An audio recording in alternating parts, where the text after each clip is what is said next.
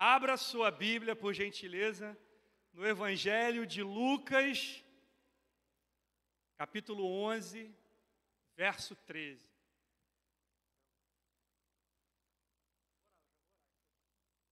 Lucas 11, a partir do versículo 13. Amém? Engraçado, né? O pastor citou o versículo que eu ia pregar.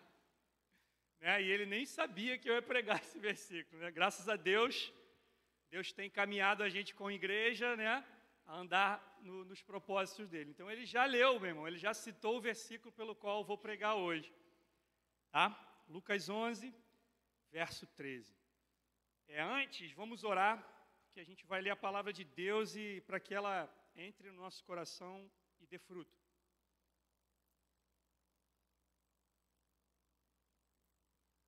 Amém, Senhor.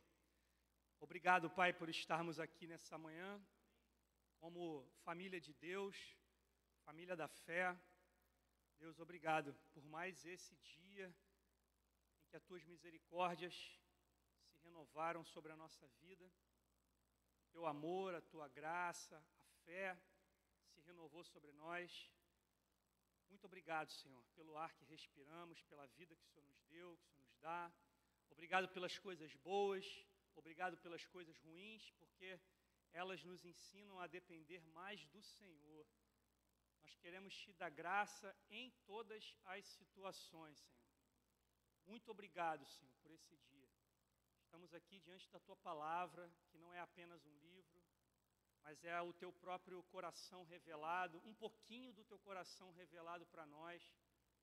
Deus, que a Tua palavra hoje possa ser uma semente no nosso coração, de modo que ela possa frutificar, transformar nossas vidas, em nome de Cristo Jesus, Senhor.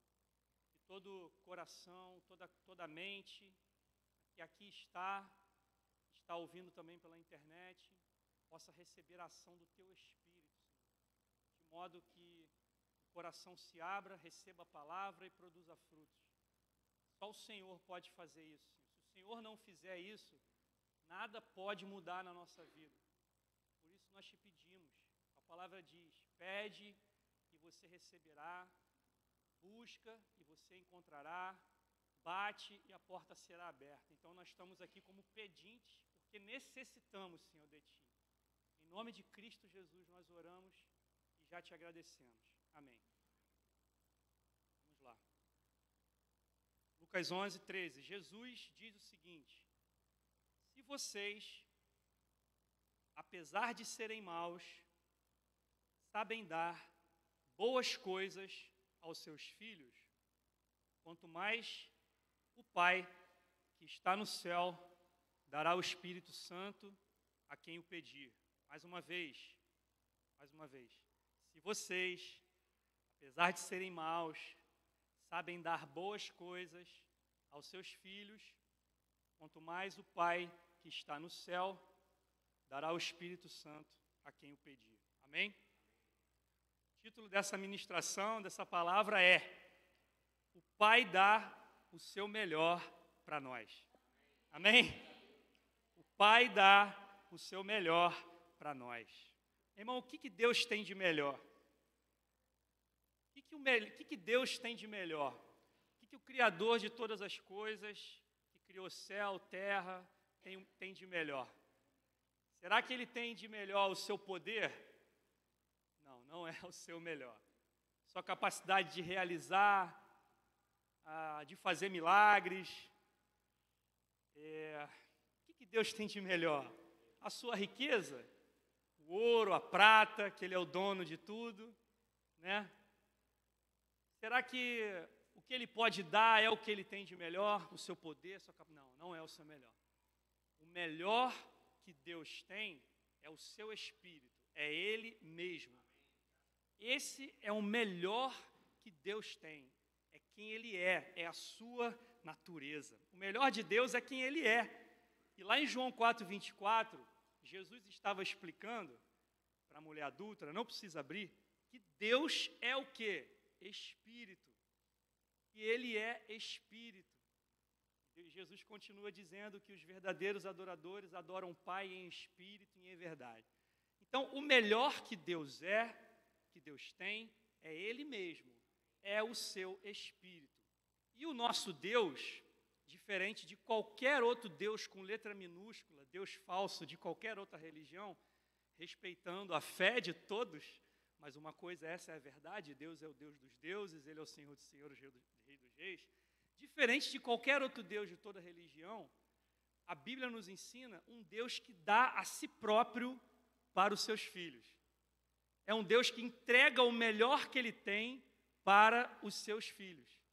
A gente vê que nas demais religiões, a posição dos deuses é sempre uma posição superior e a do humano é inferior. É sempre um lugar onde o humano não pode aceitar e a divindade está sempre ali. Não, o Deus da Bíblia, o Deus que criou os céus e a terra, que foi revelado aos humanos, à humanidade por meio de Jesus, Ele é um Deus que se dá a si próprio, comunica a si próprio e dá o seu melhor pelo humano. Então, essa é a diferença do nosso Deus. Isso vem desde Gênesis, irmão. Deus, quando estava ensinando lá o povo de Israel, Deus falou assim para Moisés, você vai construir a minha presença, o meu tabernáculo, que o pastor Sérgio está ensinando aqui a presença de Deus, né, esse tempo todo, você não vai construir ele nos montes, não. Porque as religiões da época, os templos e os altares eram nos lugares altos. Você não vai construir no monte, não. Eu quero habitar no meio do povo, no meio da confusão. Meio é lugar de confusão, no meio do povo, do tumulto. Eu quero habitar ali, Você vai construir a minha arca, meu tabernáculo no meio do povo. Isso estava mostrando que Ele era um Deus diferenciado dos demais que existiam, irmão. Não era qualquer um. Então, o nosso Deus, Ele dá o seu melhor. E Jesus, irmão, se a gente lê os evangelhos, uma coisa que você vai sempre ver Jesus fazendo é aonde? Estando no meio da onde, irmão? No meio do povo, no meio da multidão, ensinando, curando. Na minha cabeça eu sempre tenho assim, imagina o Saara dia 25 de dezembro. Saara dia 24 de dezembro. Eu gosto muito do Saara, irmão, faço compra lá direto. Saara, tudo baratinho, melhor qualidade. Algumas coisas sim, outras não.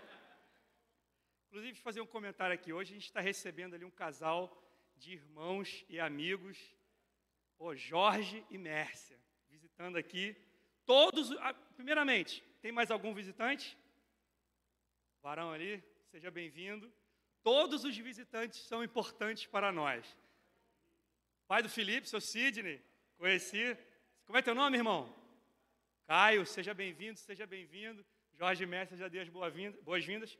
É especial para mim porque esse casal, irmãos, tem uma grande importância na minha vida hoje. Eu sou grato às pessoas que Deus colocou na minha vida para que contribuíram para que eu seja quem eu sou hoje, pela graça e misericórdia de Deus. Ninguém é nada sozinho, irmão. Todo mundo precisou de gente para contribuir.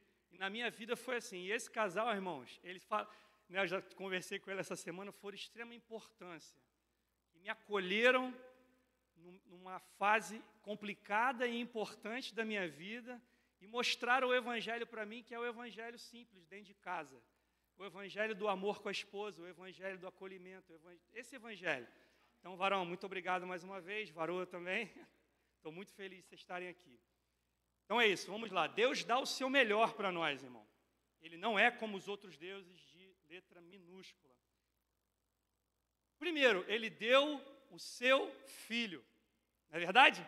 Está lá em João 3,16. Deus amou o mundo, Deus amou tanto o Saulo, eu e você, o mundo, as pessoas, que deu o seu Filho, para que todo aquele que nele crê não morra, mas tenha vida eterna. Isso já aconteceu, está no passado. Deus já deu o melhor que Ele tinha, que era o seu Filho.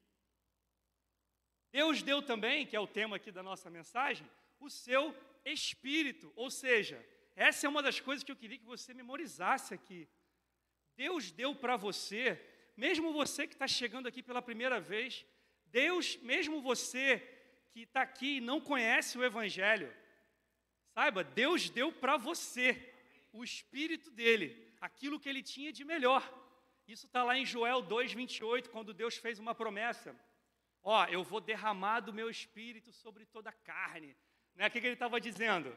O meu espírito, o melhor que eu sou, vai ser derramado sobre todas as pessoas. Não é só sobre quem está aqui pregando.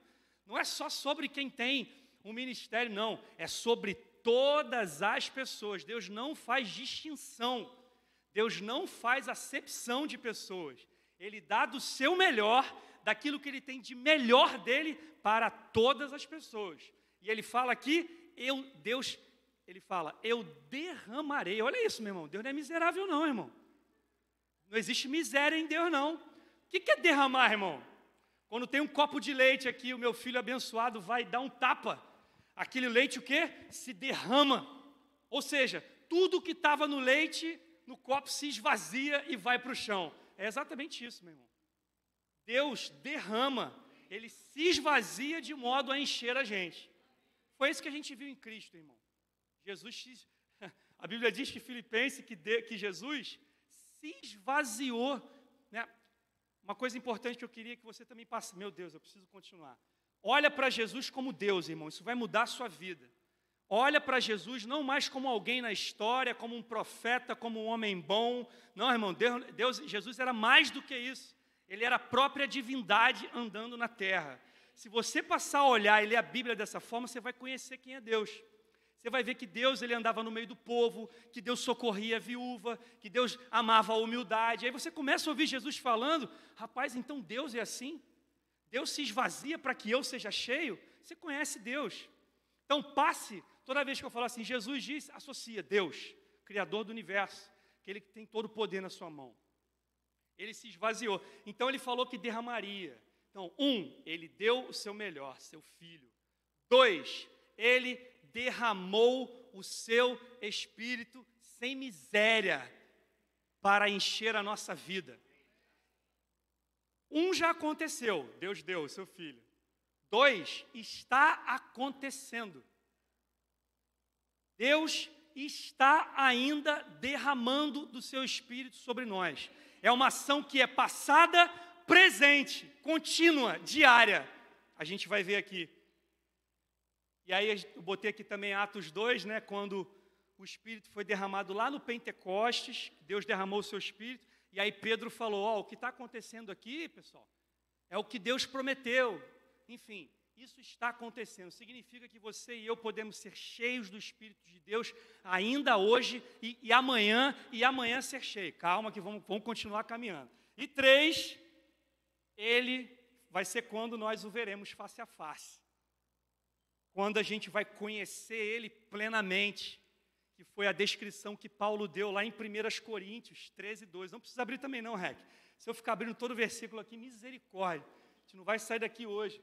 Mas Paulo lá escreveu, por enquanto, a gente vê Deus como se fosse algo embaçado, porque a gente ainda está preso nesse corpo aqui carnal. O pecado ainda nos separa de Deus, irmão. O pecado que eu e você luta ainda nos separa. Paulo falou, mas vai chegar um dia que a gente vai conhecer Ele plenamente. Vai chegar um dia que nós o veremos face a face. E lá em Apocalipse, que eu falo muito para o meu filho, vai chegar um dia, filho, que Ele vai enxugar do nosso rosto toda lágrima. Vai chegar um dia, filho, que não vai haver mais tristeza, não vai haver mais dor, não vai haver mais sofrimento. Essa é a esperança do Evangelho. Vai chegar nesse dia, e nesse dia nós o veremos plenamente e seremos um com Ele, que é o que a Bíblia ensina. Isso vai acontecer. Isso ainda vai acontecer quando Cristo voltar. Amém? Então, voltando para o texto, Jesus estava ensinando para aqueles ouvintes ali, esse texto que eu li aqui, Lucas 11, é uma pequena porção do Sermão do Monte, irmãos. Do Sermão do Monte, que foi quando Jesus estava andando com os seus discípulos, aí ele viu uma grande multidão. Ele viu que a multidão o seguiam, né? E o maravilhoso de você olhar para Jesus sendo Deus, outros versículos dizem assim, Jesus viu a grande multidão e se compadecia dela. Tinha compaixão da multidão, irmão. Tinha compaixão, Deus tem compaixão da multidão. porque eles eram como ovelha que não tinham pastor. Então Deus viu Jesus, né? Aquela multidão, e o que ele fez? Eles precisam de ensino, eles precisam de orientação, eles precisam de ajuda, eles precisam de alguém, porque eles eram como uma multidão que eram ovelhas que não tinham pastor. Irmão, o que eu e você mais precisamos hoje não é aquilo que eu e você temos pedido. Não é aquilo que está desalinhado com o que Deus tem. O que a gente mais precisa hoje é do Espírito Santo dentro de Deus, dentro de nós, guiando a nossa vida, nos amando, nos conduzindo. Então, a ovelha precisa de pastor em primeiro lugar, não é de pasto para comer, né? Não é de provisão natural, ela precisa em primeiro lugar do pastor dentro dela, ouvindo ela, guiando ela, do Espírito de Deus. Então ele viu a multidão e falou o quê? Vou ensinar. Deus é um professor, irmão. Deus é um professor. A gente já viu aqui que diz no Evangelho de Lucas que Deus, todo dia ensinava no templo. Olha isso, irmão. Deus não fazia milagre todo dia. Milagre a gente não vai ver todo dia, mas todo dia tem ensino para a nossa vida. Para quem deseja ouvir e aprender, todo dia tem ensino, tem instrução para guiar a nossa vida nos caminhos dele. Amém? Então ele viu a multidão, começou a ensinar o sermão da montanha. Não vou ler aqui não, mas ele inicia falando, quando aquela grande multidão seguia, todo mundo parou, Jesus se assentou, todo mundo se sentou, ele começou a falar, felizes são os pobres de espírito, porque deles é o reino do céu. O primeiro ensino dele.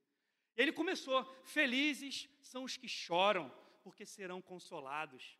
Felizes, e ele começou a ensinar aquele povo sobre o reino de Deus. E aí eu quero falar algo muito importante, muito importante.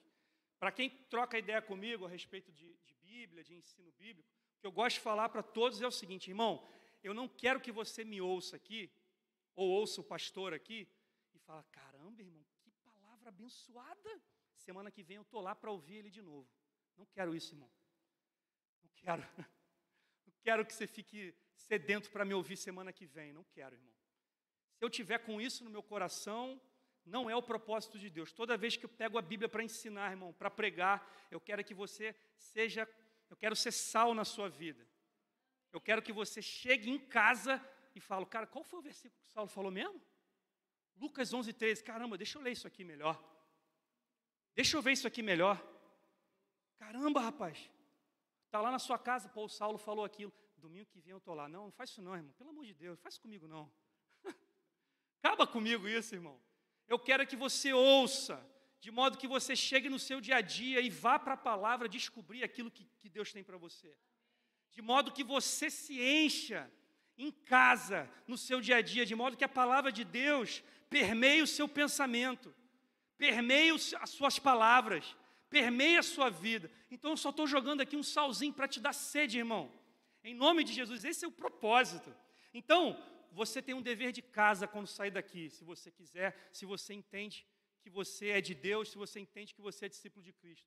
Dever de casa é, leia Mateus 5, Sermão da Montanha. Leia Lucas 11:13. Pare com calma, reflita, absorva aquelas palavras com uma fé singela, como a gente tem falado aqui, com uma fé de criança, que é o que Jesus ensinou. Com uma fé simples. Senhor, eu desejo aprender, desejo ser moldado, desejo ter o teu Espírito habitando em mim. Essas orações simples, irmão. Nada de ficar orando alto, em pé, para impressionar os outros, não. Então, medite isso em casa. Leia Mateus 5, Lucas 11, Mateus 6. Então, Jesus estava no Sermão da Montanha ensinando. E no Sermão da Montanha, ele ensinou que o reino de Deus é um reino, e todo reino tem um rei. Só que, irmão, Deus não é o príncipe, como é que é o nome do cara que foi empossado lá agora? Da Elizabeth? Deus não, ele é rei agora, né?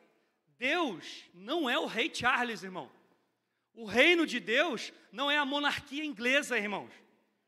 O reino de Deus não é qualquer monarquia hoje vigente. Não é, irmão. Mas Deus é um rei.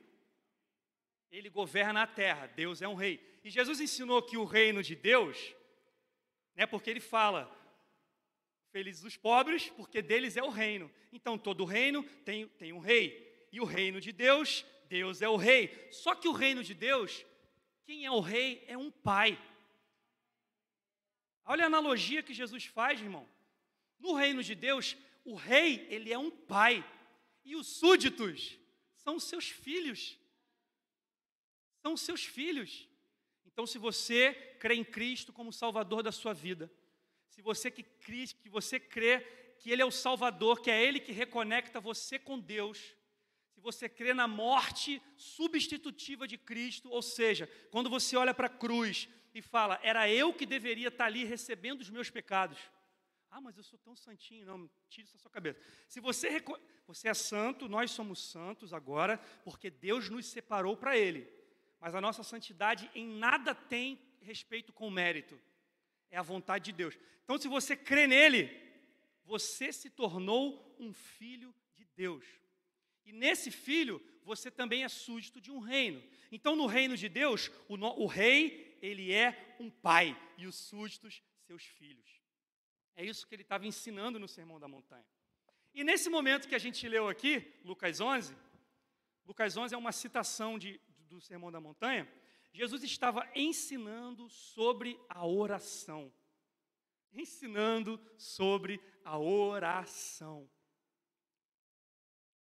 Eu tenho repetido muito para o meu filho, para a minha esposa, a gente dentro de casa na hora de dormir, falei, também tenho postado isso no grupo da igreja. Oração. Oração simples. Jesus ensinou, vocês quando forem orar, não fica querendo orar aqui no púlpito da igreja apenas. Não fica querendo orar nas praças, em voz alta, para que as pessoas olhem para você e falem assim, nossa, rapaz, que homem cheio do Espírito Santo. Nossa, que oração bonita. Olha como ele conhece a palavra, que era como os fariseus, os religiosos, e ainda quando muitas pessoas que estão no púlpito ainda fazem. Querem exibir uma espiritualidade. Jesus falou, quando vocês forem orar, não façam assim não. Façam como eles não. Entra no teu quarto, fecha a porta atrás de ti e ora ao teu Pai. Então Jesus estava ensinando sobre a oração. E o ensino da oração, meu irmão, não tem a ver com crente e divindade. Oração não tem a ver com súdito e rei. Oração tem a ver com filho e pai. Era isso que Jesus estava falando. Aí ele estava ensinando que é na oração e é no relacionamento com Deus que nós conhecemos quem é Deus. Então nós como igreja local, e você como discípulo de Jesus, se você quiser receber, entende que isso é para você, a primeira coisa que precisa ser restaurado na tua vida e na minha vida é o lugar da oração. É o lugar do relacionamento com Deus em oração, do secreto, do Pai, onde você se ajoelha, fica em pé, deita, sei lá, e você fala, agora eu estou com o meu Pai Celestial. Tenho ensinado para o meu filho, papai te ama, né? Mas o seu Pai Celestial te ama milhões de vezes mais do que eu. Você tem um Pai Celestial, filho. Eu fico ensinando isso para ele como fosse um adulto, irmão, porque eu quero que ele seja como Jesus. Então eu tenho que formar isso nele. Então, Jesus estava nesse momento aqui, nesse texto que a gente leu, vós sendo, né? Jesus estava ensinando sobre oração. Então é nesse lugar que eu e você, outra coisa que eu quero que você tenha em mente quando sair daqui, eu preciso restaurar o meu lugar de oração com o meu Pai. Eu preciso construir um relacionamento de oração com o meu Pai que está no céu, no quarto da minha casa, no meu lugar secreto. Eu preciso. Se você sair daqui assim, eu já vou ficar feliz também. Nós conhecemos quem Deus é na oração. E nós conhecemos o propósito, o plano de Deus para nós. O que Ele espera de nós como filhos, irmão. Romanos 8, 28 fala assim, todas as coisas cooperam para o bem daqueles que amam a Deus, que são chamados de acordo com o seu propósito. Isso eu quero ler. Versículo 29. Volta por gentileza. 11h30. Sabemos, estou fazendo isso para mim, tá, irmão? Porque eu não quero me demorar aqui na palavra, eu ainda estou na primeira página, misericórdia. Então, são só 10 páginas. Estou brincando, irmão.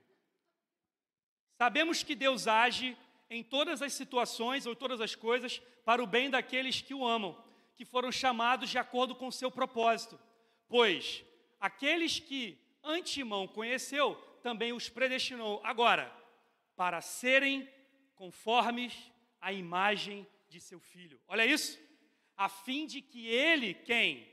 Jesus, seja o primogênito entre muitos irmãos, mais uma referência de família.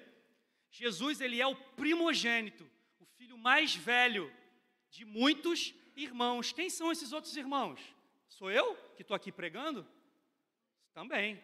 Somos todos nós que somos da família de Deus, somos irmãos de Jesus. Jesus é o nosso irmão mais velho. E Deus nos criou para ser conforme a imagem de Jesus. Deus nos criou para que a nossa vida, vamos tentar traduzir isso de forma mais prática. Deus nos criou para nos encher e nos amar tanto com a sua presença, de modo que a nossa vida, o nosso viver diário, o nosso pensar, o nosso falar, o nosso sentir, o nosso relacionar com o próximo, revele quem Deus era, que é o que foi a vida de Jesus. Então Deus chamou você e eu para mostrar para as outras, primeiro, para ser amado, para, como eu já falei, mas também para que a nossa vida impacte quem está do nosso lado. Para que o nosso falar seja carregado de graça, de amor, mas também de exortação. A gente já falou aqui, né, irmão? Que primeiro vem a graça e o amor, depois vem a exortação. Né? Mas Deus nos chamou para que as nossas palavras, o nosso olhar, o nosso toque, a nossa vida seja carregada de graça, amor, de modo que a pessoa possa olhar na minha vida, lá no meu trabalho, lá na minha faculdade, e falar, caramba, cara, Deus é assim, irmão? Deus é desse jeito, cara? E eu sou. E a pessoa seja impactada e também se identifique com Cristo e também replique isso para as outras pessoas e a família de Deus cresça. Então, como muita gente acha, Jesus não foi um cara sozinho, Jesus não foi um mártir. Jesus não foi um mártir, irmão. Jesus não foi um cara que... não, ele formou outros. Né? Ele formou discípulos. Os 12 eram cheios da vida dele e os outros também. E aquilo foi sendo passado de geração em geração. Então, ele deseja derramar o Espírito dele cada dia mais em nós, para que sejamos conforme a imagem de Jesus, parecidos com Cristo. A Bíblia fala que nós temos a mente de Cristo, irmão. Outro dia eu falei isso diante de uma pessoa, ela achou aquilo, eu expliquei para ela, né, de forma que me fizesse entender da palavra, mas as pessoas acham isso, como é que se fala? Arrogância. Não é, irmãos. Acham isso soberba, não. Cristo nos deu o seu Espírito, nos deu a sua mente. Então Ele nos encheu para isso, para sermos conforme a imagem dEle, de modo que Ele seja o primogênito de uma família, de muitos irmãos. Então Ele estava ensinando sobre a oração. Então nós precisamos voltar ao lugar da oração, em que primeiro vamos conhecer quem Deus é, e não apenas conhecer de intelecto, não apenas de conhecer de estudo, conhecer de experiência. Gosto de um autor que ele fala assim, a Bíblia é para que a gente tome posse do que ela diz como se fosse nosso. Como se fosse nosso, porque na verdade é para nós. Então a Bíblia, as verdades de Deus, o que Deus fala a seu respeito, é para você e eu olharmos aquilo e crer como se aquilo fosse para nós.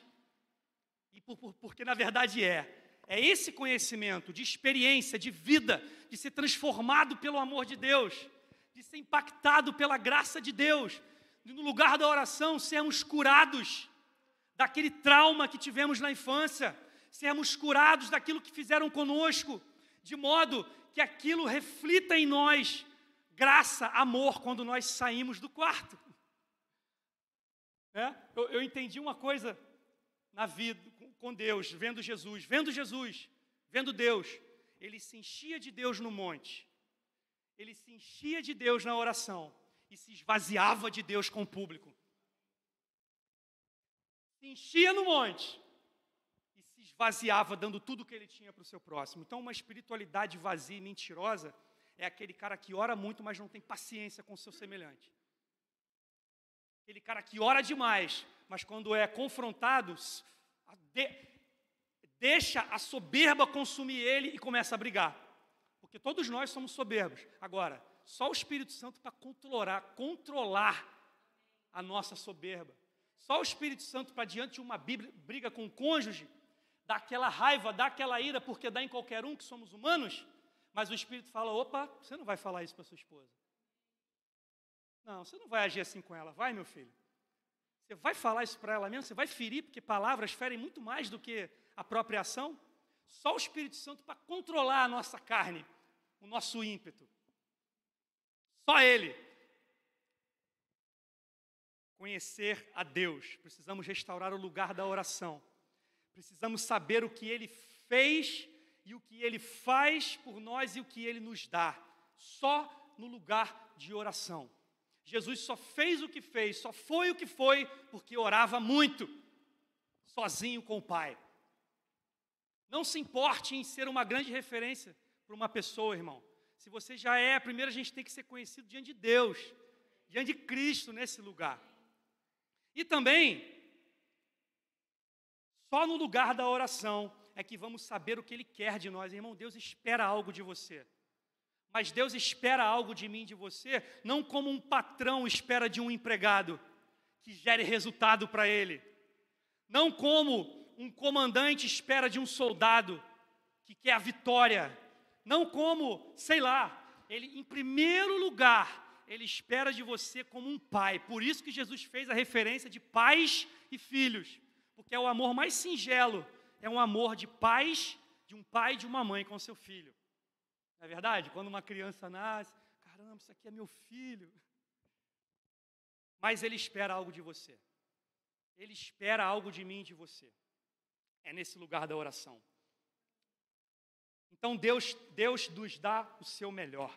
E é através do Espírito Santo em nós, grava isso, é através do Espírito Santo em nós que Deus realiza essa obra, irmão. Deus não realiza a obra dele na nossa vida e através de nós por força própria. Você não vai conseguir, e eu não vamos conseguir produzir santidade e fruto do Espírito na força do braço, irmão. É Deus quem realiza a obra em nós.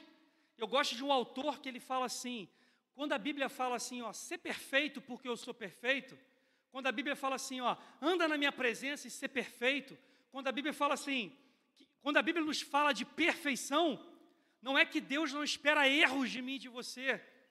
Não significa não errar, mas significa uma coisa muito importante. Deus deseja você por completo. Perfeição é integralidade. Deus deseja, pense na lógica, Deus não é Jesus e Deus não é, como é que fala? Incoerente. Deus não é incoerente. Aquilo que Ele pede de você, Ele mesmo fez. Está entendendo, irmão? Aquilo que Ele pede de você, dentro do aspecto que eu vou te falar aqui, Ele mesmo fez. Deus se entregou completamente.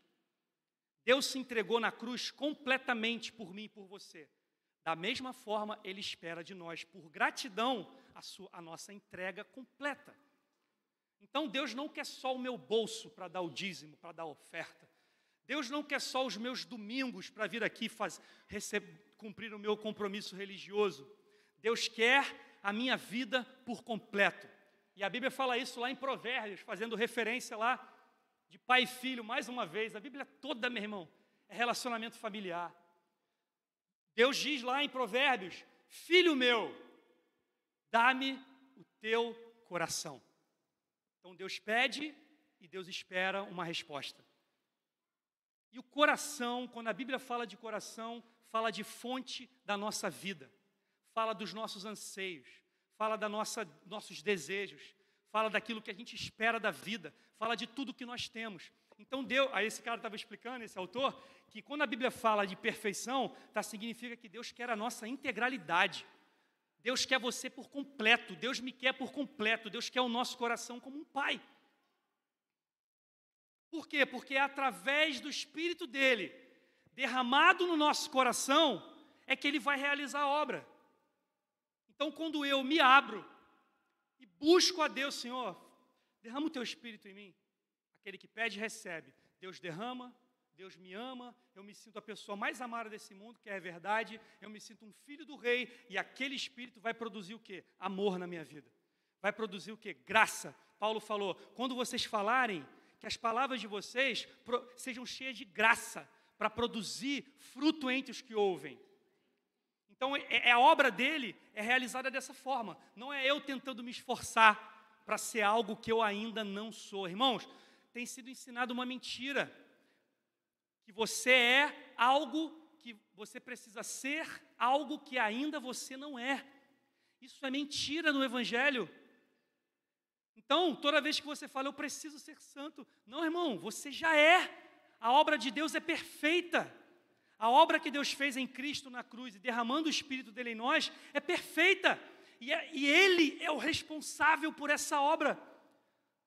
A Bíblia fala o quê? Vocês são mais do que vencedores. Então, eu já ministrei aqui sobre isso. Um cristão, nós não devemos lutar para vencer. Um cristão não luta para vencer, irmão. Porque ele já é mais do que vencedor. A luta que o Efésios me ensina, que é o que a gente vai falar no final, é permanecer na vitória. É resistir aos ataques. É não sair do lugar no qual Deus me colocou. Entenda, eu não cheguei lá por meu esforço. Eu não cheguei lá por meu mérito. Cristo ao morrer, irmão, em nome de Jesus, Cristo ao morrer na cruz, Cristo ao morrer e ressuscitar na cruz, Ele me colocou no lugar mais alto, que eu nunca conseguiria chegar por mérito. Então, o lugar que você, cristão, discípulo, está, é um lugar que você nunca vai conseguir chegar com a sua oração, com o seu esforço. Porque Jesus colocou a gente como mais do que vencedor. Jesus nos fez assentar nas regiões celestes, reinando com Ele em vitória. Então, a nossa luta, existe uma luta, mas não é para conquistar algo que eu não tenho.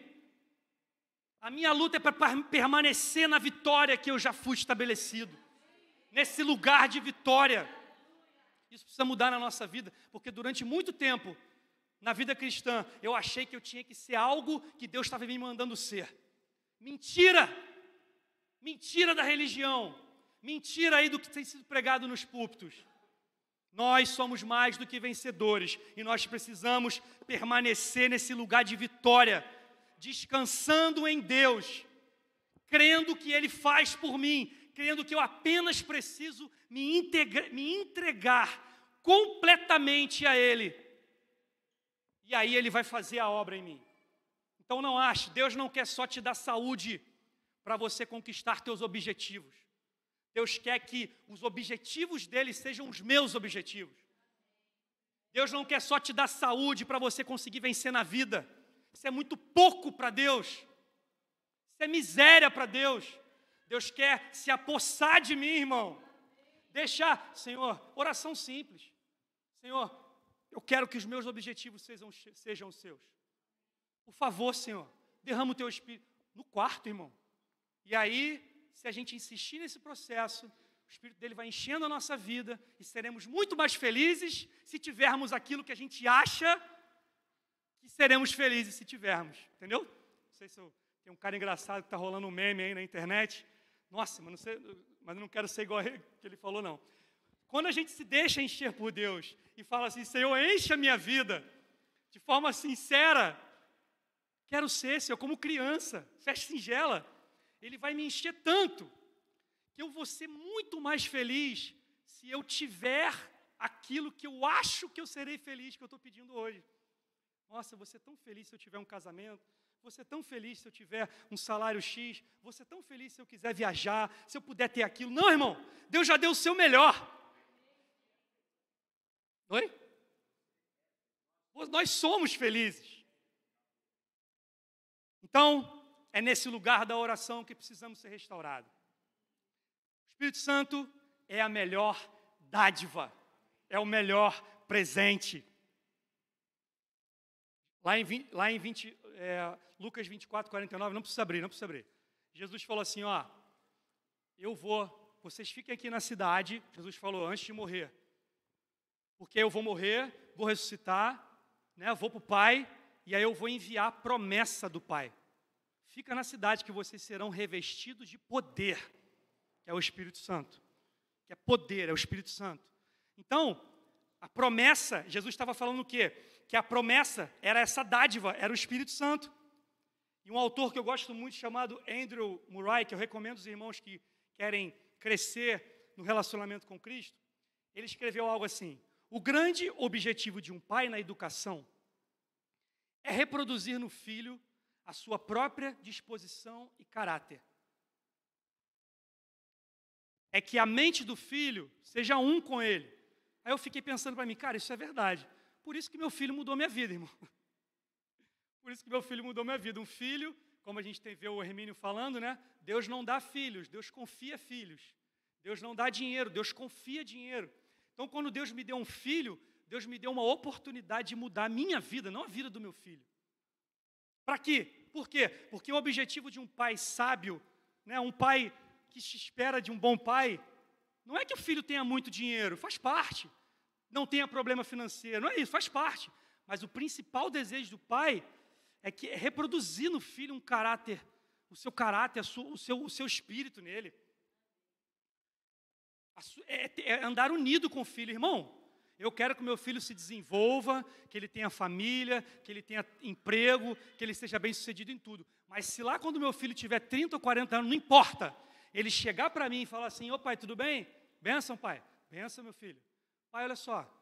Cara, eu estou querendo abrir aqui um negócio. Você pode me dar um conselho, pai?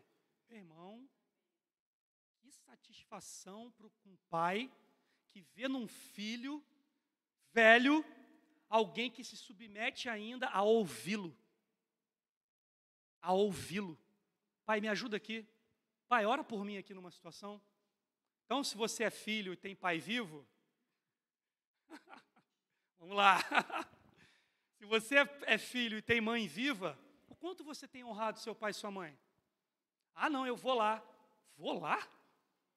Eu vejo meu pai, vou lá, dou um abraço. Peraí, meu filho, calma aí, não estou falando disso não. Isso é bênção. Mas o quanto seu pai sabe que você o honra? Quanto seu pai e sua mãe sabem que você olha para ele, cara, meu filho precisa de mim. Não é só para dar dinheiro, não. Para ouvir, para orar junto. Isso é honra, irmão. Isso é honrar quando Jesus falou lá, ó, honra teu pai e tua mãe. Ele não estava falando para você fazer visita, não, irmão. Visita a gente faz a amigos, né? Sei lá. Visita a gente faz no museu, irmão. Visita a gente vai no cinema. Deus estava falando o quanto você olha para o seu pai e fala, pai, eu entendi. Eu quero aqui honrar você, eu quero pedir o seu conselho, eu quero que você olhe por mim, eu quero te ouvir. Quero te abraçar, te beijar, eu quero... O quanto que você tem feito isso? E eu temos feito isso. É isso que Deus quer para nós. Então, o Andrew escreveu isso. O grande objetivo na educação é o pai reproduzir no filho sua disposição e caráter. Qual é a análise? Oi? Sua disposição e seu caráter. Isso que... Então, quando Jesus estava fazendo essa analogia de pai e filho, mesma forma, Deus e a gente, irmãos. Deus deseja, Deus deu o seu espírito, Deus deseja reproduzir em mim e você o seu caráter, a sua disposição. Deus é um rei, Deus vive como um rei, e Deus deseja produzir em mim um espírito de filho, um espírito de rei, a sua vida santa e celestial no Filho, é isso que Ele deseja. E Ele deu o seu melhor, a melhor dádiva é o Espírito Santo, irmão. O Espírito de Rei. Deus quer aflorar em nós a sua vida santa e celestial. Esse é o desejo de Deus. Olha isso aqui, irmão. A mesma comunhão de amor. Estou tirando isso da minha cabeça não, beleza? Estou tirando isso aqui da Bíblia, principalmente dos ensinos de Jesus. A mesma comunhão de amor entre Deus e Jesus estão no Espírito Santo. O Espírito Santo, a melhor dádiva que Ele deu para mim e para você, não é uma entidade como muita gente pensa. Outro dia eu estava num lugar, aí uma pessoa lá, tem muito tempo isso, assim, outro dia estava lá, o Espírito Santo baixou numa pessoa. Eu falei, misericórdia, fiquei calado, né, irmão? Fiquei calado, né, irmão? Fiquei calado, ri, brinquei, né, porque o Espírito Santo baixou numa pessoa. Eu falei, não, irmão, peraí. O Espírito Santo não é uma entidade, não, irmão. O Espírito Santo não é uma entidade, um ser. Não, irmão. O Espírito Santo é o próprio Deus, é a terceira pessoa da Trindade. O Espírito Santo, a promessa de Deus, o Espírito Santo, o melhor que Ele deu, é onde a comunhão, é o amor que existe na comunhão entre o Filho e o Pai estão unidos. Está tudo isso no Espírito de Deus. Está tudo isso no Espírito Santo. E isso está composto dentro da dádiva que Ele deu para mim e você. Então o que significa? A mesma comunhão de amor entre Deus e Jesus estão no Espírito Santo. E Ele está onde, irmão? Está em mim e você, irmão. Está em nós. Devemos tomar posse disso como nosso. Essa comunhão, Jesus falou, Pai, eu oro para que eles sejam um, assim como eu e você somos um. Eles sejam um em nós. O mesmo relacionamento de amor que existe entre eu e o Senhor, Pai, que eles sejam um entre eles e eles sejam um conosco. Então eles podem comungar da mesma comunhão de amor que está disponível para mim como seu filho. Eles também podem desfrutar. Através do quê? Do Espírito Santo, irmão. Que o Senhor possa mudar o nosso conceito de quem é o Espírito Santo. Muito se fala, o Espírito Santo é uma pessoa. É legal, mas eu não posso tratar o Espírito Santo como se fosse alguém, um coleguinha. Não, irmão, ele é próprio Deus. Ele é o próprio Deus, nele está a vida. E principalmente ele está em nós. Então, é a melhor dádiva que ele já deu. 2, Deus ama conceder o Espírito Santo. Deus está ansiando por dar. Olha o que a gente leu aqui. No versículo, em Lucas 11. Cadê Jesus? Está aqui. Versículo 13. Portanto, se vocês que são pecadores sabem dar bons presentes aos seus filhos, quanto mais seu Pai no céu dará o Espírito a quem lhe pedirem. Essa expressão aqui, quanto mais. Multiplica isso. Multiplica o amor de um pai para um filho, como o Sérgio estava falando. Multiplica o amor do desejo que um pai tem por seu filho de suprir as suas necessidades, de dar aquilo que ele pede. Eu tenho desejo. Eu não gosto de dizer não para o meu filho, não, irmão. Mas eu preciso dizer. Eu não gosto de disciplinar meu filho, não, irmão. Muitas vezes com vara, mas eu preciso fazer. Não vamos entrar aqui agora, não, mas eu preciso. Mas essa disposição que um pai tem para um filho, de dar o que ele pede, daquele filho, a gente olhar para o meu moleque, cara, se eu pudesse eu me dava por ele. Não é isso? Então, quanto mais o vosso Pai Celestial dará o Espírito Santo ao que lhe pedem. Deus está ansiando, desejo, ânsia, em conceder o Espírito dele para mim e para você. Deus ama conceder o Espírito. Esse é o firme fundamento da promessa de Deus. A promessa de Deus sobre nós, a resposta da oração que o pastor falou aqui, ela está firmada sobre um aspecto. Não é sobre o que eu faço, mas o firme fundamento da promessa de Deus é esse quanto mais aqui. Jesus estava enfatizando para aqueles caras o seguinte: vocês amam seus filhos, né? Vocês dão tudo o que eles pedem, né? Deus ama vocês e quer dar o Espírito para vocês muito, muito, muito mais do que vocês querem o bem de seus filhos. Então, a promessa dele encher a nossa vida com o Espírito Santo está firmada sobre o desejo de Deus, sobre o amor de Deus sobre os seus filhos, sobre nós. Esse é o firme fundamento da promessa. Analogia de pai e filho. Certeza que um filho tem da provisão do pai. Precisamos eliminar, meu irmão, do nosso coração toda dúvida. O pastor falou assim, nós vamos orar, amém? E Deus vai responder. E aí, às vezes a resposta pode vir, como não pode vir. E aí eu quero te falar uma coisa que Deus tem me desafiado, lendo a palavra e estudando, e comungando com Ele. A fé é a certeza que Deus já ouviu e que já respondeu. Oi? Não, eu tô acrescentando isso. Desculpa. Ele já respondeu. A resposta ainda pode não ter chegado. O pastor está me corrigindo. Pode demorar. Exato. Mas a fé não é a certeza de que ele vai fazer. A fé é a certeza de que ele já fez. Ele já ouviu as suas orações. Ele não vai ouvir. E ele já respondeu. E aí, se você quiser se aprofundar nisso, depois você fala comigo. Porque o cara fala assim, ó, agora você só, se você tem essa certeza de você só louva, você nem pede mais. Você só louva que ó, a resposta vai chegar no momento certo. Então, Jesus apelou para o relacionamento terreno entre pai e filhos. Olha o que o pai do filho pródigo, o pai dos filhos, né? Na parábola do filho pródigo, o filho que ficou em casa, que não meteu pé, que não bicou tudo, não bicou a Bíblia e foi para o mundão, mas ele também estava bicado da Bíblia dentro de casa. Ele estava dentro de casa e afastado do pai, né? Olha o que o pai fala para o filho mais velho. Filho, né? Tudo o que eu tenho é teu. Tudo, e ele ainda fala assim, ó, você está comigo sempre. Tudo o que eu tenho é seu. Fiquei ouvindo isso, o pastor Sérgio estava pregando esse outro dia, sobre a aliança de Deus conosco. Eu lembrei disso, falei, caramba, velho, tudo o que eu tenho é seu. Olha o comprometimento de Deus para conosco.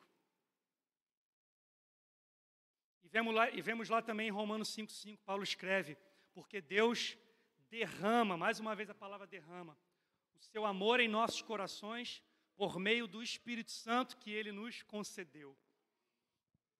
Então Deus ama e anseia por derramar o seu Espírito sobre nós. Esse é o segundo ponto, e vamos para o terceiro para a gente terminar. O Espírito Santo, e agora vem a parte prática da nossa vida. Vem o propósito, o desígnio que Deus tem para nós. O que o Espírito Santo vai fazer em mim? Será que eu vou ficar com o rei na barriga? Né? Será que é isso que ele tem para nós? Que eu fique olhando para o rei da barriga e falo assim, não, eu sou crente, você, né, misericórdia. Vamos lá. O terceiro ponto é, o Espírito Santo é o que mais precisamos buscar na nossa vida. Se você e eu colocarmos na nossa oração, em primeiro lugar, quando a gente for pedir, Senhor, me enche do Teu Espírito. Nem que a gente ainda não ache, nem que a nossa carne fala, não, o melhor para mim não é isso. Mas a minha fé, a minha certeza é que é, porque eu sei que está na Bíblia. Então, se eu chegar, Senhor, me enche com o Teu Espírito, é o que eu mais preciso. É o que nós mais precisamos buscar, é o Espírito. Para o quê? Frutificar. Deus me chamou e chamou você para frutificar, dar fruto. Abre lá, por gentileza, em Gálatas 5:22. Quais são os frutos do Espírito? E aí eu quero, primeira coisa aqui, é dizer que muitas coisas que vemos por aí, muitos resultados que vemos aí nas redes sociais, a gente confunde resultado com fruto. Tem muito pregador dizendo assim, pô, mas olha o que a minha mensagem está fazendo, as pessoas estão curtindo. Eu tinha, vamos para a rede social, né, que é uma coisa muito normal entre a gente. Eu tinha 50 seguidores, comecei a postar aqui, agora tenho 125 mil seguidores, tenho 1 milhão de seguidores, está dando fruto. Misericórdia, irmão. Não é possível que um pregador do Evangelho, que sobe num púlpito para pregar o Evangelho, que é o que está acontecendo aí, fale que isso é fruto do Espírito. Isso é resultado. Toda coisa organizada, todo trabalho organizado que você fizer, pode ser da Bíblia, pode ser uma pregação. Todo trabalho bem organizado, com meta e objetivo, vai dar resultado. Mas não é fruto. Não é fruto. Se fosse assim, irmão, o Brasil já tinha sido transformado.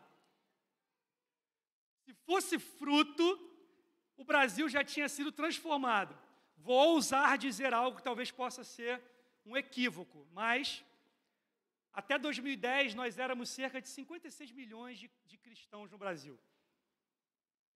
Pelo que eu me lembro, eu fiz essa pesquisa uns anos atrás. já éramos cerca de 56 milhões. Se esses 56 milhões de cristãos, aí não estou nem colocando, vou deixar os católicos de fora, porque o católico também é cristão. Ele é considerado cristão, assim como nós somos, cremos em Cristo. Mas vou botar os evangélicos, vou botar aí, irmão, sei lá, 30 milhões de evangélicos. Se 30 milhões de evangélicos, primeiro, o Brasil não seria mais um nível de pobreza que ele estaria atualmente. Não seria. O Brasil já tinha mudado seus índices de homicídio. Não teria mais tanto homicídio. O Brasil não seria mais um país conhecido pela corrupção, pelo tamanho da corrupção, porque corrupção existe em qualquer país, tá, irmão? Nossa, eu ia falar uma coisa aqui, mas eu não vou falar, não. Mas corrupção existe em qualquer lugar, mas o Brasil não seria mais. Então, irmão, resultado não é fruto. Qual é o fruto do Espírito? Mas o fruto do Espírito é amor, o gozo ou a alegria, a paz, a longanimidade, a benignidade, a bondade e a fidelidade. Eu gosto de um escritor que ele explica o seguinte, vou ver se eu lembro aqui. Amor e paz falam do que é para mim, falam do que Deus tem para mim. Meu irmão, por isso que Paulo fala assim, né? Graça e paz vos sejam multiplicadas.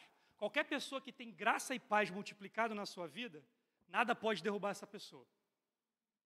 Então, amor, alegria, paz, é isso aqui, ó, gozo e paz. Isso tem a ver comigo. O fruto de Deus é para mim. Deus quer encher minha vida de alegria e de amor e de paz. Agora, os demais, amor, gozo e paz, perdão. 3, tem a ver comigo. Deus quer para mim, para o Saulo e para você. Agora, os demais, irmão, tem a ver com o próximo. Os demais têm a ver com o próximo. Quem é o próximo? Que nem o cara perguntou para Jesus. O próximo é quem está próximo a você, onde você está. Quem é o próximo aqui na igreja? É o Sérgio, é a Cíntia. Aqui na comunidade de fé local, são vocês são meus próximos. Quem são próximos lá no meu trabalho? É meu chefe, é meus amigos de trabalho, é as pessoas que eu falo pelo telefone, que eu falo pela internet, são os meus próximos. Então, todos os demais frutos do Espírito têm a ver com o que os outros podem colher na minha vida. Olha a análise, olha a analogia, fruto. Quando uma árvore cresce, ela gera fruto. A árvore come seu próprio fruto? Não. Quem come o fruto da árvore? Sou eu.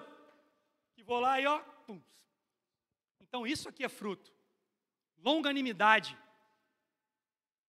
benignidade, o quanto de bondade, o quanto de paciência, benignidade, longade existem de nós que os outros podem colher. Ou você é tipo assim, ou eu sou um cara que, meu irmão, o negócio comigo é o seguinte, bateu, levou.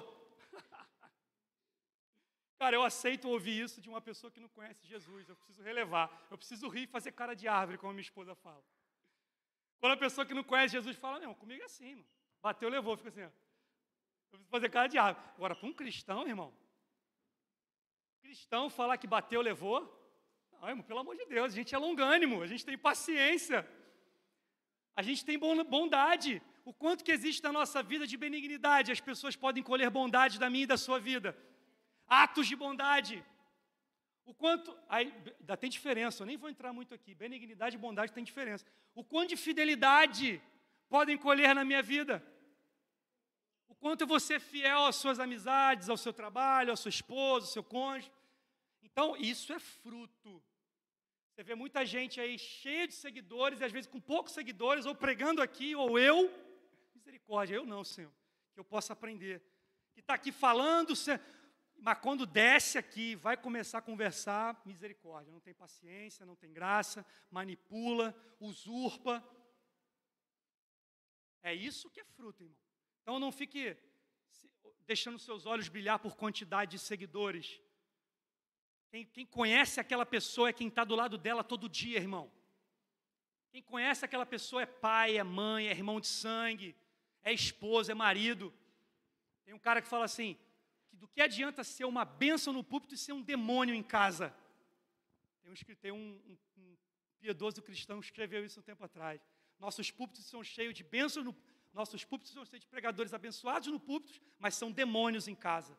porque não conseguem colher fruto do Espírito. Então Deus nos chamou para frutificar isso aqui. O ramo, vamos terminar, segunda vez que eu falo, e é a última. O ramo está na videira recebendo a seiva. Mais uma analogia que Jesus faz. Uma árvore e tem um ramo. O ramo daquela árvore está enxertado naquela árvore. E ele está recebendo daquela árvore a seiva, que é o que o solo produz, gera seiva e aquele ramo está recebendo a seiva para produzir os seus frutos. Olha a analogia que Jesus faz. Abre aí João 15, por gentileza. Então Deus nos deu o seu melhor, o Espírito Santo é a melhor dádiva, Deus ama nos dar o seu Espírito e Deus nos chamou para frutificar por meio desse Espírito. Olha o que Jesus falou: eu sou a videira verdadeira, ou a árvore verdadeira, e meu Pai é o viticultor, é aquele que cuida da árvore, vai. Toda vara em mim que não dá fruto, ele corta, e toda vara que dá fruto, ele a limpa, para que dê mais fruto. Não vou parar, porque senão a gente não vai acabar nunca. Vós já está limpo pela palavra que tenho falado, vai. Permanecei em mim, e eu permanecerei em vós, como a vara, olha isso que Jesus estava ensinando, muito simples, irmão.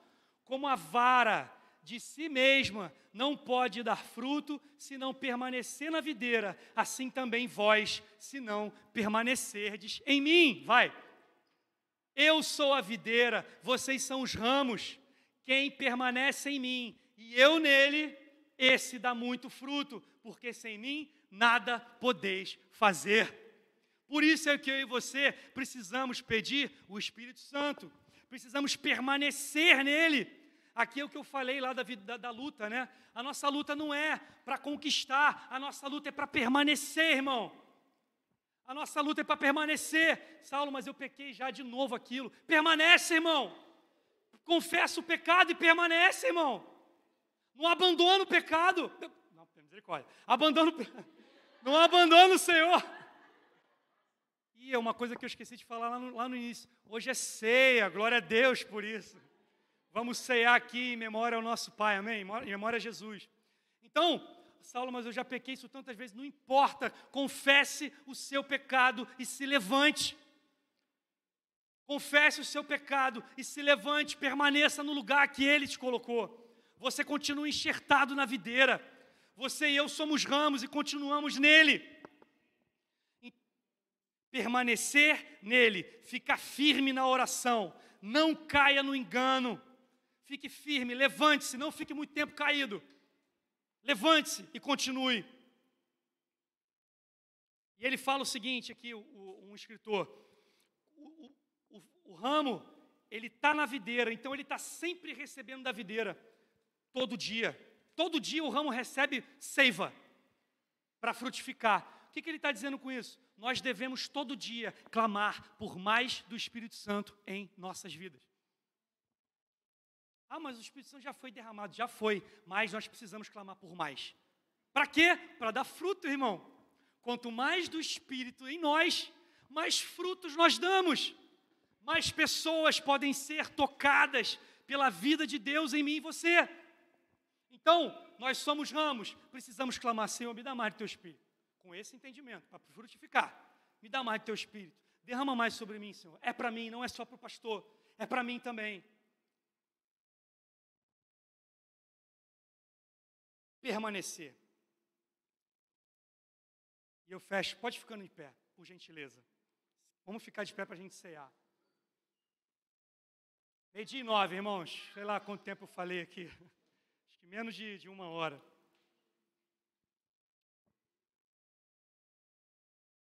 O último versículo que eu ia ler era Efésios 5:18. Eu quero ler com vocês aqui para a gente terminar. Então, irmão, Jesus estava nos ensinando que Deus nos deu o seu melhor. Que Deus nos dá o que Ele é de melhor, o seu próprio Espírito. E Efésios 5:18 fala o seguinte. Paulo estava escrevendo para o povo lá de Éfeso. E não vos embriagueis com vinho, no qual há devassidão, mas enchei-vos do Espírito. Só um momento, Reg. Mas enchei-vos do Espírito.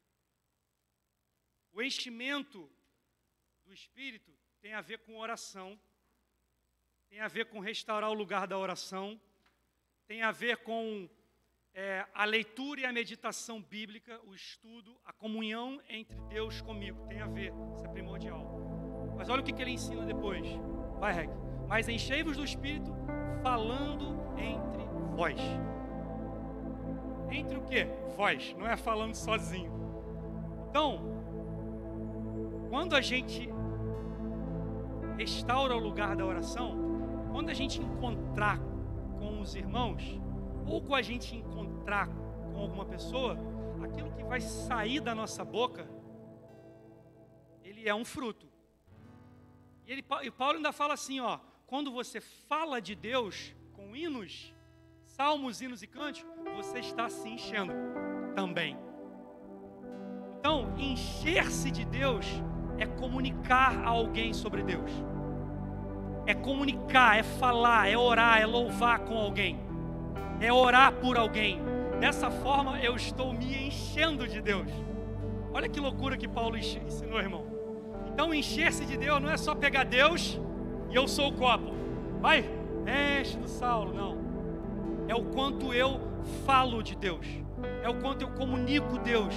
É o quanto eu ministro Deus. É o quanto sai da minha vida para o próximo de Deus. Eu também estou me enchendo de Deus. Segunda coisa que ele fala, salmodiando ao Senhor em vosso coração, vai. Sempre dando graças por tudo. Uma vida de gratidão a Deus em todas as situações é uma vida de enchimento do Espírito Santo. Todo mundo passa por problemas. Uns aguentam maiores problemas do que outros, de fato. Mas o quanto que eu no problema fecho o meu olho, Senhor, eu te agradeço. Te agradeço, Senhor, mesmo passando por esse problema. Porque eu sei que esse problema me faz depender mais de Ti. Então, quando vier um problema na sua vida, lembre-se, não abra a boca para reclamar, irmão. E seja a menor reclamação que for, não abra a boca para reclamar, irmão. Eu falo de coisa simples. Nossa, que sol quente. Que droga de... Desculpa essa palavra, chuva, perdoe. Ah, que clima horrível. O Rio de Janeiro é horrível. Não, irmão, a gente precisa mudar isso, irmão. Meu trabalho é horrível. Minha escola é horrível, horrível. Não, irmão. Uma coisa mais simples possível, Senhor, eu te dou graça. Te agradeço, Senhor. Te agradeço, Senhor. Tu vai estar se enchendo de Deus. Tu vai estar se enchendo da gratidão. Você vai estar se enchendo do amor. Para terminar, ele fala algo aqui que dói. Vai, sujeitando-vos uns aos outros no temor de Cristo. Aqui eu termino. Irmão, uma vida de sujeição ao próximo, uma vida de humildade com o semelhante, uma vida de considerar o outro, como a Bíblia fala, mais do que eu, uma vida de sujeição, de olhar para uma pessoa e falar, esse cara, uma vida de sujeição é uma vida de quem se enche de Deus. Uma vida de sujeição ao próximo é uma vida de quem se enche de Deus. E aqui está o maior desafio para nós. Porque o que mais comanda a nossa vida e o que mais destrói a nossa vida é a nossa vontade. É aquilo que está dentro de nós, é o nosso orgulho, é a nossa vontade. Quando eu e você, Senhor, eu submeto a minha vontade a Ti. Eu submeto a Tua vontade, não a minha. E aí quando olho o meu próximo, e meu próximo me fere, eu não vou responder com ferida. Eu vou buscar sim a solução da maneira correta. Mas eu vou me submeter, eu vou me sujeitar ao meu irmão. Sendo ele pastor ou não. Quantas vezes, irmão, a gente aqui dentro da igreja, para vergonha nossa, a gente só obedece quando o pastor fala. Ou para vergonha nossa, quando é um pastor falando, não é o pastor falando, eu vou me sujeitar. Misericórdia, isso é uma vergonha para nós. Quando acontece algo com o nosso irmão, a gente responde com grosseria. Alguém aqui já respondeu o pastor Sérgio com grosseria? Não, né? Por quê? Porque o nosso conceito está errado. Porque a sujeição deve ser a todos. Isso é se encher de Deus, irmão. Isso é se encher de Deus, porque Jesus falou, mais bem-aventurado e mais feliz é aquele que dá, e não aquele que recebe. Vamos orar, vamos cear. Pode, por gentileza, distribuir a ceia. Jesus, deixa eu ler o versículo da ceia aqui, a gente tem. Bom, então eu queria comunicar isso para vocês. E Deus tem me cobrado isso. Deus tem me feito acordar e falo, beleza, tudo bem, Saulo, bom dia, meu filho. Que misericórdia se renovou sobre você. Te amo hoje. Você é meu filho amado. Vou te dar força para você lutar. Mas o quanto você está se enchendo do meu filho, do meu espírito, filho. Vamos, filho, vamos, tenho mais para você. Tenho mais para você. Deus tem me cobrado isso, hein?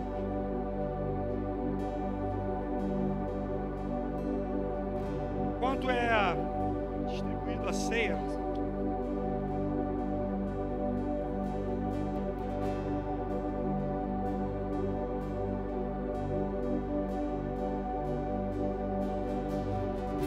Quero ler aqui para a gente cear, amém? A ceia tem tudo a ver com o que a gente está falando aqui, irmão. A ceia tem tudo a ver com o que a gente está falando aqui. Porque foi através do sacrifício de Cristo que tudo isso que eu falei aqui foi possível. Foi através do sacrifício de Cristo na cruz. Olha como é que Deus é lindo. Foi através do sacrifício de Cristo na cruz em nosso favor que Deus pagou a dívida do pecado nossa.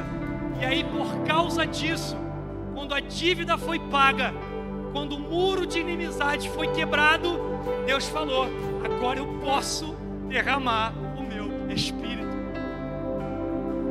Por causa da obra de Cristo na cruz, Deus pôde derramar o que Ele tinha de melhor para mim e para você.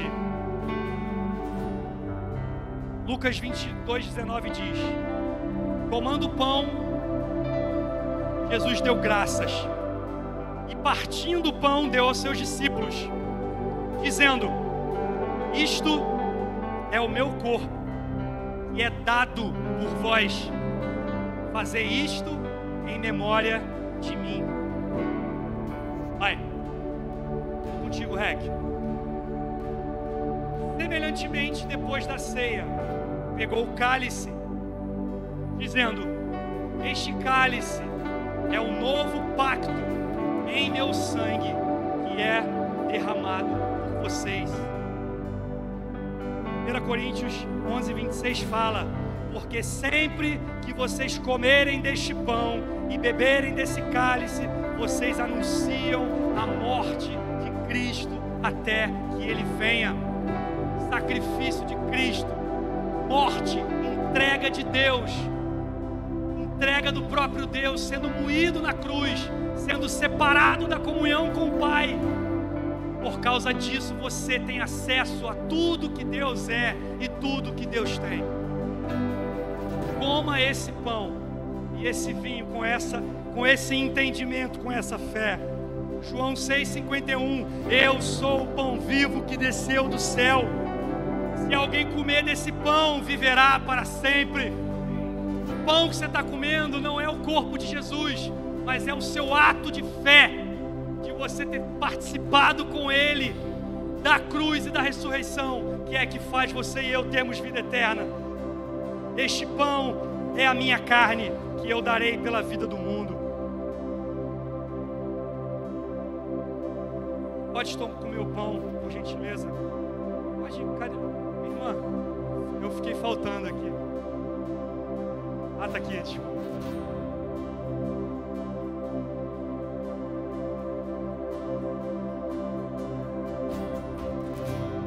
Beba como pão, com esse entendimento. Trazemos à memória, Senhor, o Teu sacrifício, Senhor, na cruz do Calvário por nós. Trazemos à memória, Senhor, o Senhor ter dado o Seu melhor, Pai, para poder derramar sobre nós o Teu Espírito, Senhor. Trazemos à memória a reconciliação contigo pela morte de Cristo na cruz do Calvário. E quando o Senhor ressurgiu dos mortos, Senhor, o Senhor nos dá uma nova vida contigo. Pega o cálice, beba em nome de Jesus. Tomamos o cálice, Senhor, tendo em mente, guardando no coração o sangue derramado. A Bíblia fala, Senhor, que todos os médicos sabem que sangue é vida. E se o corpo for retirado o sangue, o corpo morre. Da mesma forma, Jesus falou que o sangue dele era a verdadeira bebida. E o sangue é vida. E no sangue do Filho de Deus derramado na cruz do Calvário, vida estava sendo gerada para nós. Trazemos à memória, Senhor, porque fomos reconciliados contigo por causa do sacrifício e ressurreição do Calvário. Trazemos à memória, Senhor, porque fomos reconciliados uns com os outros. Derrama o Teu Espírito sobre nós, Senhor, em nome de Cristo Jesus. Traz, Senhor, sobre nós a comunhão do Senhor. Restaura relacionamentos, restaura casamentos, restaura, Senhor, a comunhão do Teu corpo, em nome de Cristo Jesus, Pai. Assim nós oramos e Te agradecemos, em nome de Jesus.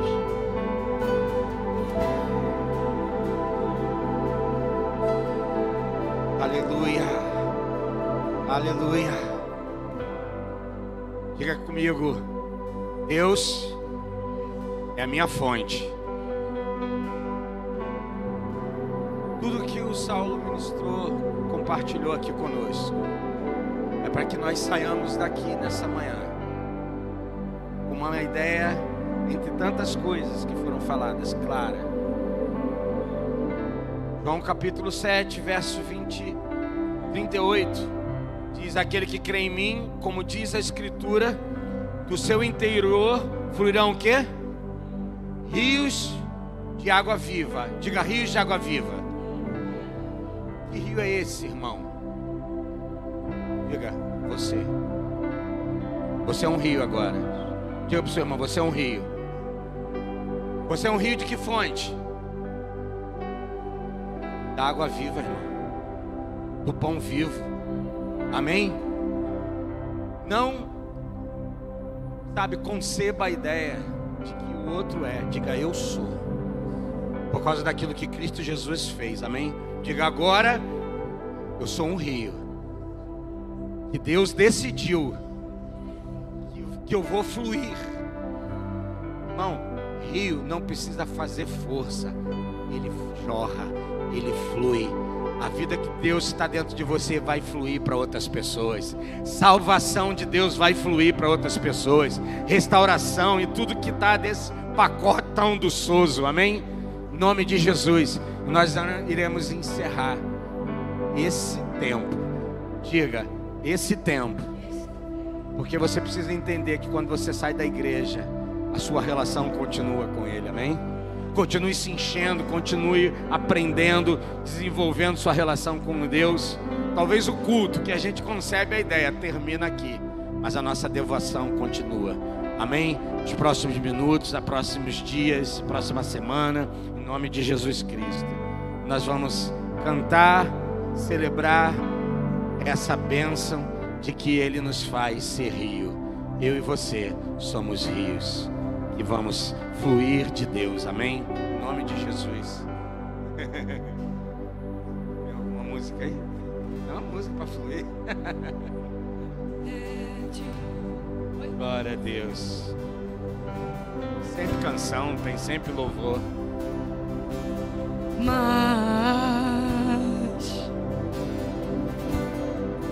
Mais de Ti, Senhor. De Ti. Diga mais. Menos de mim. Mais de Ti, Senhor. E menos de mim. Diga mais.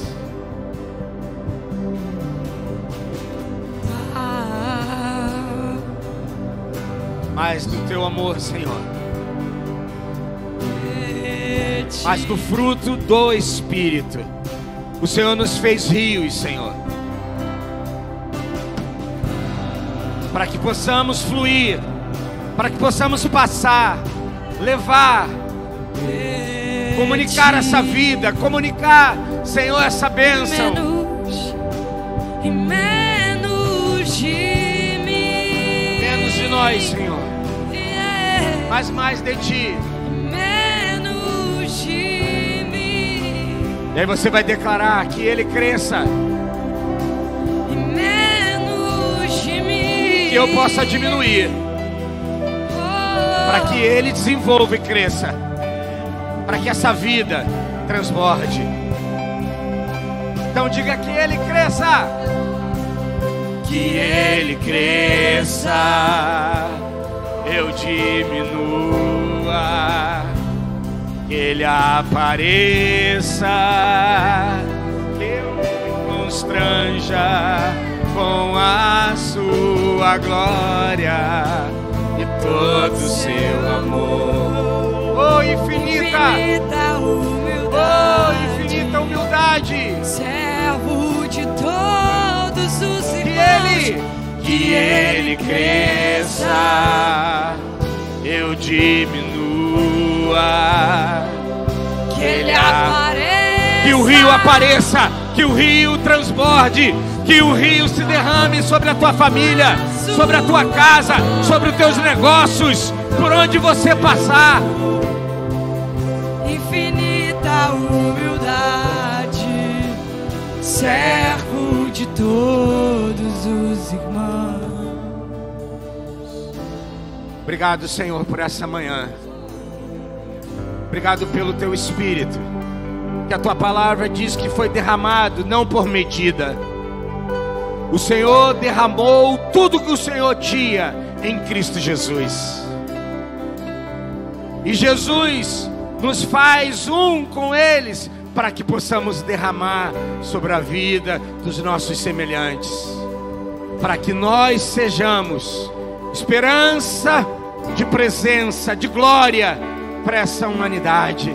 Senhor, que a minha vida e a vida dos meus irmãos, Senhor, possam receber pela fé, pela disposição da identificação daquilo que Cristo Jesus fez no ato da cruz do Calvário, morrendo, mas também ressuscitando, para que eu e você, meu irmão, pudéssemos usufruir de toda a sua glória, sua presença, sua companhia. Em nome de Cristo Jesus, nós agradecemos a Ti, Pai bendito, e agradecemos a Ti, Filho amado, e agradecemos a Ti, Espírito do Eterno, que habita hoje em nós. Em nome do Senhor. Amém. Que o Senhor nos abençoe, que o Senhor nos guarde, que o Senhor tenha misericórdia de nós, que o Senhor levante seu rosto sobre nós e nos dê a sua paz. Shalom, excelente semana, excelente final de domingo, que o Senhor seja conosco hoje e para sempre. Amém.